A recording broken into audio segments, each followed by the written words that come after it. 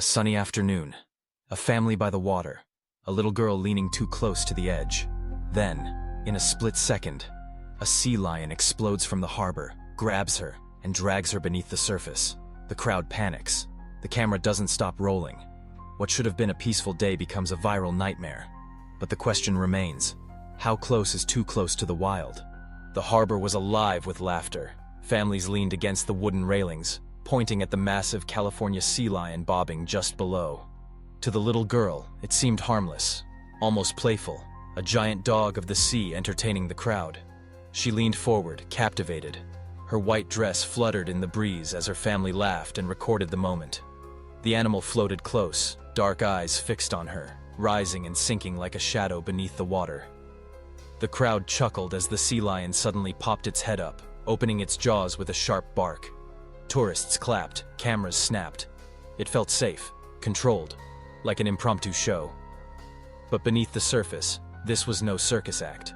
This was a predator weighing several hundred pounds, built for lightning speed and bone-crushing force. The girl didn't know it, but each second she stood at the edge, she was crossing a line, drifting from fascination into danger. The laughter on the dock disguised what was about to unfold. One of the most chilling close calls ever captured on camera. The stage was set, and the sea lion was waiting. The sea lion surged upward without warning. In a blur of muscle and spray, its massive head shot out of the water, jaws snapping inches from the girl's hand. Gasps erupted from the crowd. Some laughed nervously, thinking it was a trick, a near miss for the camera. But this was no joke. The animal's power was staggering. Its neck alone packed more force than a human could ever withstand, and its speed, faster than anyone on that dock expected, made it clear this was a hunter, not a performer. The girl stumbled back, startled but unhurt. Relief washed over her family. Someone muttered, "He's just playing." The cameras kept rolling, smiles returned. But the sea lion hadn't finished. Beneath the surface, it circled like a predator sizing up prey. To the child, leaning forward once more, it still looked like a curious giant. To the onlookers, it was still entertainment. In reality, it was a countdown. The first lunge wasn't a warning, it was a test. And the sea lion was about to strike again, with devastating precision. It happened in less than a second. The girl leaned forward again, her dress brushing the wooden dock. Then, an explosion of water. The sea lion launched like a torpedo, its jaws clamping onto her. Screams tore through the air. One moment she was standing. The next, she was gone. Yanked clean off the dock, vanishing into the cold harbor with a violent splash. The crowd erupted in chaos, people shouting, stumbling, pointing at the boiling water. Her family froze in horror. The father lunged forward, his arm outstretched. Too late. The child's small body disappeared under the surface, pulled by an animal 3 times her size. For a split second, the dock was silent except for the frantic ripples spreading outward. And in that silence, the terrifying realization hit every onlooker at once. This wasn't play. The sea lion had her, and no one knew if she would come back up. The water churned. Tiny bubbles marked where the girl had gone under. People screamed her name, voices colliding in panic. For an instant, it seemed she was lost. Then, a blur of motion. A man, believed to be her grandfather, didn't hesitate. Without stripping off his clothes, without thinking of his own safety, he hurled himself headfirst into the harbor.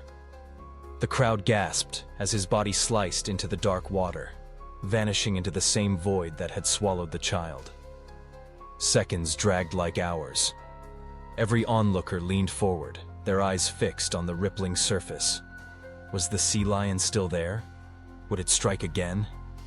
Suddenly, 2 figures broke through the surface, grandfather and granddaughter. He had her clutched tight in his arms, dragging her upward with sheer desperation. Water streamed from her hair and face as he pulled her toward the dock. Hands reached out instantly, strangers grabbing and hauling them both back to safety. The crowd's cries shifted from horror to frantic relief. The girl was back, alive. But the image of her vanishing beneath the waves would never leave those who watched it happen. The girl was pulled onto the dock, drenched, trembling, and gasping for breath. Her small frame shook violently as her grandfather clung to her, refusing to let go. The crowd pressed in, their eyes wide, their hands hovering as if afraid to touch her. as if she might slip back into the water at any moment. People were still shouting over one another. Some were crying. Others were frozen in stunned silence. A few pointed toward the water, where the sea lion's sleek head bobbed, unbothered, circling lazily just feet from the scene, as though it hadn't just snatched a child in front of them all. The realization hit like a wave. This wasn't a stunt. This wasn't playful behavior. A wild predator had nearly claimed a life, right here, in broad daylight. The girl's face was pale, her breath shallow, but she was alive. Strangers wrapped her in jackets. Her family hovered protectively, and the dock, just moments earlier filled with laughter and cameras, had transformed into a stage of raw terror. No one would ever look at sea lions the same way again. Within hours, the shaky phone footage was online.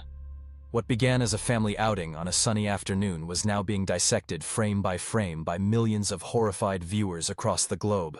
The video showed the girl leaning over the dock's edge, smiling, playful. Then, without warning, a blur of motion. The sea lion lunged, clamped down on her dress, and yanked her like a rag doll into the sea. Gasps, screams, chaos, and then the frantic rescue as her grandfather hauled her back to safety. For many, it was almost unbearable to watch. That split-second transformation from laughter to sheer terror. The chilling sound of the crowd screaming. The haunting splash as the child vanished underwater. The clip spread like wildfire. News anchors replayed it endlessly. Comment sections filled with shock, sympathy, and anger. Experts weighed in, warning that sea lions, though often seen as harmless mascots of the sea, are still wild, territorial predators with powerful jaws and sharp teeth. In living rooms around the world, parents pulled their children close, whispering, "That could have been you." The attack had gone viral, but for the family, it wasn't a video. It was a nightmare they'd never forget. On the dock, the girl clung to her grandfather, dripping and trembling. She was alive, shaken, but breathing. The crowd, moments earlier screaming in panic, now erupted in relief. Some cheered. Others simply collapsed in stunned silence. Parents hugged their children tighter. Strangers wiped tears. But survival didn't erase the terror. The young girl had been seconds away from drowning or being mauled. In those heart-pounding moments underwater, anything could have happened. Infection, injury, or a second strike from the massive sea lion lurking below. That night, while headlines called her the lucky girl, the family knew luck wasn't the right word. It was trauma, etched into memory forever. The image of her vanishing under the water, her desperate cry, the helpless screams of those on shore. Psychologists later said incidents like this often leave invisible scars. Children may fear the water for years. Families replay the what-ifs. What if the grandfather hadn't reacted instantly? What if the crowd had frozen? She went home safely that day, but the shadow of the attack would follow. For her, for her family, and for every witness, the harbor would never again feel like a place of innocent fun. Within hours, the footage was everywhere. A tourist's camera had captured the entire attack, the sea lion lunging, the girl screaming, the instant she was yanked into the water. By nightfall, it was viral. Millions of people, across continents, watched in horror as a family outing turned into a near tragedy. The reaction was immediate. Outrage, fear, disbelief. Comment sections overflowed with anger. Why were people letting a child sit so close? Why was anyone feeding a wild sea lion? Others were simply haunted by the sound of her cries. Experts weighed in on news broadcasts, their tone grim. Sea lions may look harmless, even playful, but they are apex predators in their world. With jaws strong enough to crush bone and teeth like daggers, they aren't circus clowns. They're wild hunters. The harbor where families once laughed became infamous overnight. Parents told their children, "Don't ever get that close to the edge." Signs warning against feeding sea lions were suddenly broadcast worldwide. The viral video had done more than show a freak accident. It exposed a truth people didn't want to face. Even in a peaceful tourist spot, nature can turn savage in a single heartbeat. The fallout was swift. Authorities swarmed Steveston Harbor, where the playful feeding of sea lions had long been a tourist draw. Now it was seen as reckless baiting, a disaster waiting to happen. Signs went up overnight. Do not feed the wildlife. Stay back from the edge. But for many, it was too little, too late. Marine experts demanded stricter enforcement. They warned that handouts of bread, fish scraps, and leftovers had turned wild sea lions into beggars, and worse, into aggressive predators conditioned to expect food from humans. This wasn't cute. It was dangerous.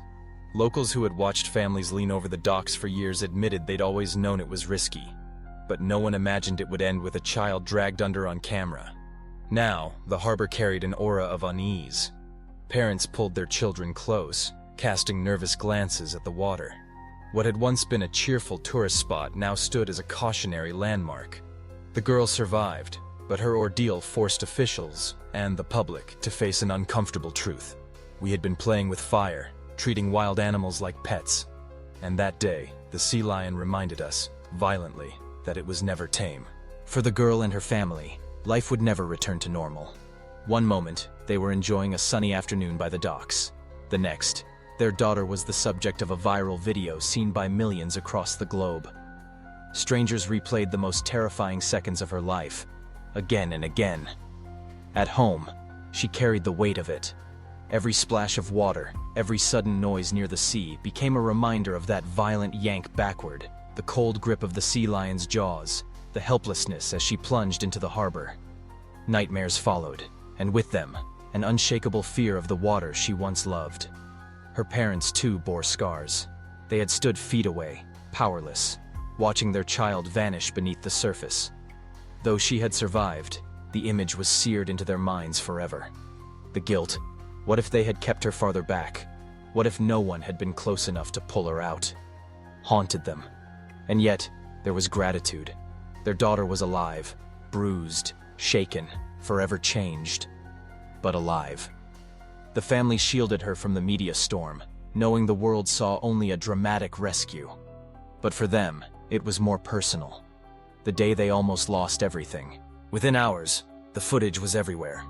What began as a family's private nightmare was broadcast on news stations across continents. Headlines screamed of the sea lion that snatched a child, and the chilling clip was replayed millions of times online. For the public, it was a spectacle. For experts, it was a wake-up call. Marine biologists warned that people had grown far too comfortable treating wild animals like performers, feeding sea lions for photos, leaning close to the edge of docks, dangling hands within reach, behavior born of ignorance, now exposed in the most horrifying way. The debate ignited fast. Should sea lions near harbors be relocated or culled? Or was the real problem human behavior, pushing wild animals into dangerous encounters? Many argued the latter.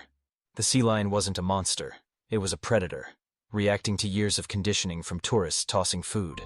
Meanwhile, families everywhere replayed the video, imagining their own children in the girl's place. The fear was primal. It stripped away the illusion of safety we build around ourselves, that because we are near civilization, nature can't reach us. But in that moment, one wild animal shattered the illusion, and the whole world felt the chill. In the end, the girl walked away alive. Her grandfather's quick reflexes, sheer luck, and the sea lion's decision not to strike again spared her from tragedy. But the image remains burned into memory. A child yanked into the water by a wild predator in broad daylight, while dozens of people stood frozen. The message could not be clearer. Wild animals are not attractions. They are not props for selfies or living toys to amuse crowds. A sea lion weighing 600 pounds can kill with ease, and in seconds. What happened on that dock was not an accident. It was the inevitable result of ignoring the line between human curiosity and animal instinct. For one family, it was nearly the worst day of their lives. For the rest of the world, it was a jarring reminder. When we step close to wild nature, we gamble with forces far beyond our control. And sometimes, all it takes is a single mistake, one moment of misplaced trust, for the water to swallow us whole. This was one of the most shocking near tragedies ever caught on camera. Proof that danger doesn't always come with warning signs. If this video gripped you, make sure to hit subscribe and turn on notifications so you never miss our next story. Because next time we'll take you inside another chilling encounter. One that will leave you questioning just how safe we really are when nature decides to strike. The shocking bite from a sea lion left the 9-year-old girl terrified but alive. a rare reminder of how unpredictable wildlife can be. Yet, just as people were reminded of the dangers lurking in nature, tragedy struck again, this time far from the ocean, when a 2-year-old boy was killed by an alligator at Disney's Grand Floridian Resort, showing that encounters with wild animals can turn deadly in an instant, even in the most unexpected places. The scream rips across the shoreline like a siren. "Help! He's got my boy! He's got my boy!" It's a warm June night at Disney's Grand Floridian. Fireworks haze the sky. The lagoon glows black as glass. Families pause, confused, until the water erupts. A shape, low, armored, prehistoric, whips sideways and vanishes, dragging a 2-year-old into the dark. His father dives, hands clawing at nothing, splashes, shouts, a lifeguard sprinting barefoot through sand too soft to grip. The shoreline becomes a blur of phone flashlights and terror. Then, silence. No ripples, no bubbles. Just the aftershock of what everyone heard. A single splash, a single gulp, and a child's name shouted into a lagoon that does not answer. Magic Kingdom music drifts across the water. Somewhere beneath it, the night has already decided. The Grand Floridian was glowing that night. Its white Victorian turrets shimmered under the fireworks from the Magic Kingdom. Families strolled the pathways, clutching ice cream cones and souvenir cups, the air humming with that Disney promise. Nothing bad can happen here. On the Seven Seas Lagoon Beach, the Graves family from Nebraska settled in to watch the fireworks show. The parents, Matt and Melissa, had lain between them, 2 years old, blonde hair catching the light, digging his tiny toes into the sand. The lagoon lapped gently at the shore, shallow, inviting. Signs were posted, no swimming. But they warned nothing of what lurked beneath. No mention of alligators, no hint that the dark water was not empty. Lane splashed in the shallows, bending to scoop handfuls of wet sand into his little plastic bucket. Matt stood just a few feet away, his eyes flicking between his son and the glowing sky. The warm Florida air was still, the kind of calm that makes you forget how quickly it can shatter. They didn't hear it. They didn't see it. But just beyond the drop-off, 2 amber eyes had locked on Lane, and they were moving closer. The lagoon's surface was black glass under the fireworks, rippling only where Lane's tiny hands disturbed it. Just beyond that innocent splash zone, the water bulged, quiet, calculated. In the predator's mind, there was no confusion, no hesitation. Instinct ruled. A flash of tail, a surge of muscle, and the American alligator exploded from the shallows with a speed that shattered the stillness. Matt barely had time to register the movement. A blur of scaled hide, a violent churn of water, before the jaws closed around his son. The sound wasn't a roar. It was a sickening crack, the kind that bypasses the ears and drives straight into the gut. Lane was yanked off his feet so fast that the bucket and shovel he'd been holding landed several feet away, the water swallowing them. The gator's head swung, dragging the boy toward deeper water in a single, horrifying arc. Matt lunged, his hands gripping his son's waist, pulling with every ounce of strength. But gator muscle was built for this. Burst power, death rolls, the unbreakable clamp of 3,000 pounds of bite force. The water around them boiled with violence. And then, with a final wrench, both predator and child vanished into the black. The shock lasted less than a heartbeat. Matt Graves was already in the water, thrashing forward into the darkness where his son had disappeared. The lagoon felt bottomless, the silt sucking at his legs as if trying to keep him from reaching Lane. He could still see faint ripples ahead, signs of movement, signs that his boy was there. He dove, arms sweeping through the murk, fingers clawing at nothing but water. The gator was invisible now, vanished into its element, its massive body twisting with practiced precision just beyond sight. "Lane!" His voice tore through the night, a desperate roar swallowed by the lagoon. He dove again, lungs burning, trying to grab onto anything, skin, hair, fabric, but the creature was already moving deeper, faster. Each second felt like an hour. The fireworks continued to burst overhead in a grotesque contrast, casting flashes of red and gold over the water. Then came the silence. No splashes, no ripples, just the heavy, suffocating realization pressing into Matt's chest. The gator wasn't coming back up, not with its prey alive. But Matt refused to stop.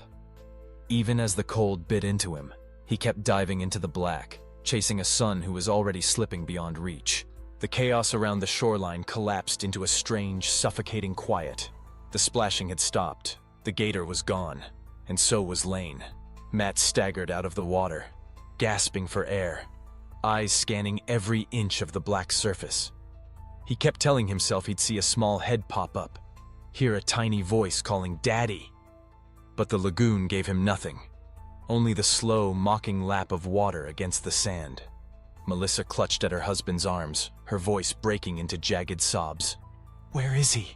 Where's my baby?" A few feet away, another guest stood frozen, their phone limp in their hand.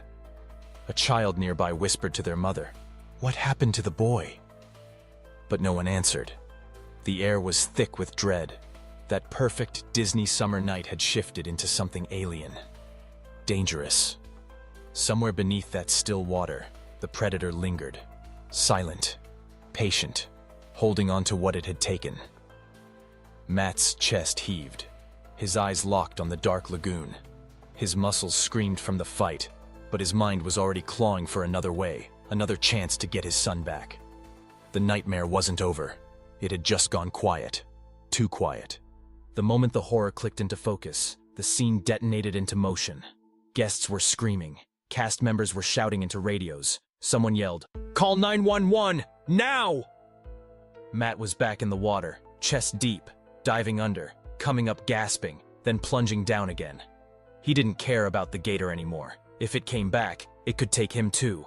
All that mattered was finding Lane. Melissa was on her knees in the sand, her hands trembling so violently she could barely press her phone's screen. Her call to emergency services came out in sobbing fragments.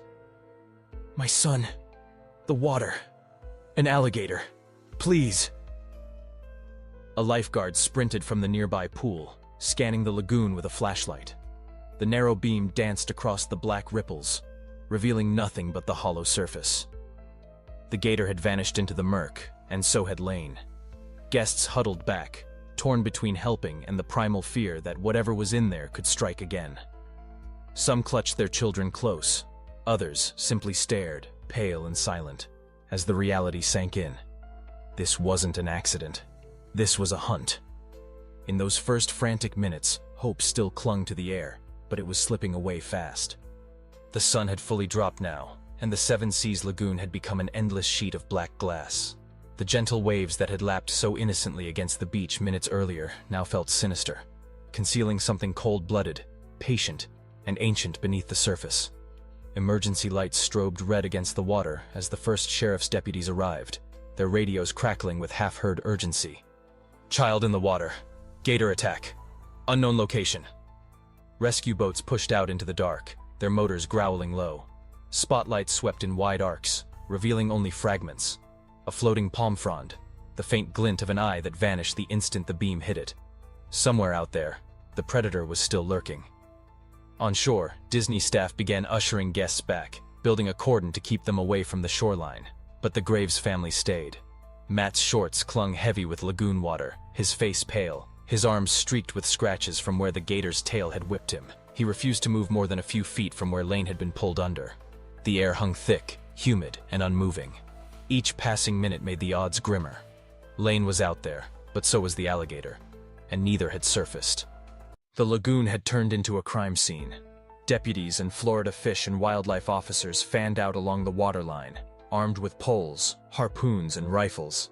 The plan was grim: find the gator, kill it, and recover the boy. Alive, if there was still a chance. The alligator could be anywhere. In water this dark, even a 12-foot predator could vanish within inches. Search boats moved in slow, calculated sweeps, their spotlights slicing through the night like blades. Every few seconds, a light would catch something, a ripple too deliberate, a shape just under the surface, and adrenaline would spike, only for it to dissolve into nothing. Traps were deployed, baited with raw chicken, the scent meant to lure the reptile into a fatal mistake. Officers and waiters stepped into the shallows, their boots sinking into soft silt, the black water rising to their hips. Every step was blind faith. They knew the gator could be directly beneath them. On shore, the Graves family remained frozen in place, faces lit by the harsh glare of emergency lights. Silence hung heavy except for the hiss of radios, and the distant hum of resort music still playing somewhere, oblivious to the horror. The hunt was on, and the clock was merciless. The search entered its most dangerous phase. Divers were ordered into the black, predator-filled water. These men knew the risk. American alligators don't just lurk, they ambush. And in water like this, there would be no warning. The lagoon swallowed them almost instantly. Their headlamps cast narrow tunnels of light through the murk, revealing only a haze of drifting silt and flashes of pale fish darting away. Every brush of weeds against their arms triggered a jolt of adrenaline. Somewhere in that darkness, a powerful jaw capable of crushing bone in seconds could be waiting. Above the surface, spotters scanned for movement, ripples, a snout, a shadow too large to be a fish. One officer's voice cracked over the radio. "We've got eyes in the west corner." Every heart stopped. Search boats closed in, their engines throttled low to avoid spooking whatever was there. But when the light hit, it wasn't Lane. It wasn't even the gator, just a floating branch, teasing the men who knew time was running out. Still, they pushed deeper into the water, every minute carrying the unspoken truth. If Lane was out there, his small body was no match for what lurked below. The rescue was shifting toward recovery. It was just past midday when the radios finally erupted with the words everyone had both prayed for and dreaded. "We've got him." A diver surfaced slowly, his body language heavy.